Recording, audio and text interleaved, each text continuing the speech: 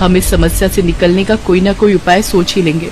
सामान में मैंने थोड़ी हल्दी रख ली थी, लाओ मैं तुम्हारी चोट पर हल्दी भरकर पट्टी बांध देती हूँ। बेचारे उमेश और ललिता अपने परिवार के साथ इस बाढ़ में बहुत दुख झेल रहे थे, पर ललिता हिम्मत नहीं हार रही थी। उसे शौचालय की समस्या के लिए कुछ न कुछ उपाय तो सोचना ही था। अगले दिन ललिता सुबह उठी और बाढ़ में टूटे हुए पेड़ों की लकड़ियों को काटने छिलने लगी। ललिता, तुम क्या कर रही हो?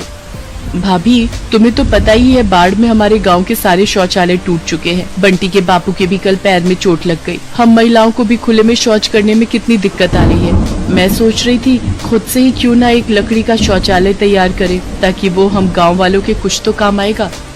हाँ ललिता, ये बात हमारे दिमाग में क्यों नहीं आई? मेरी बहू गर्भवती है, उसे तो बार बार शौच जाने की जरूरत होती है। वो इस बाढ़ में बहुत परेशान हो रही है। अगर ये लकड़ी का शौचालय बन जाए तो हमारे दिन कितने आराम से निकल जाएंगे।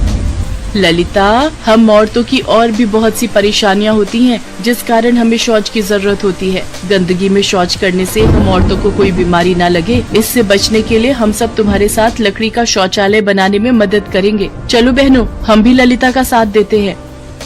गांव की बाकी औरतें भी ललिता का साथ देने के लिए आ गयी। सबने टूटे हुए पेड़ों की लकड़ियों को तोड़कर काट कर इकट्ठा किया और धीरे धीरे सबके प्रयासों से लकड़ी की दीवारें खड़ी हो गयी। और कड़ी मेहनत और लगन से ललिता ने लकड़ी, कील और खपच्चियों की मदद से शौचालय का निर्माण कर दिया। लकड़ी का शौचालय बनने से गाँव की औरतों को बहुत आराम मिल गया था।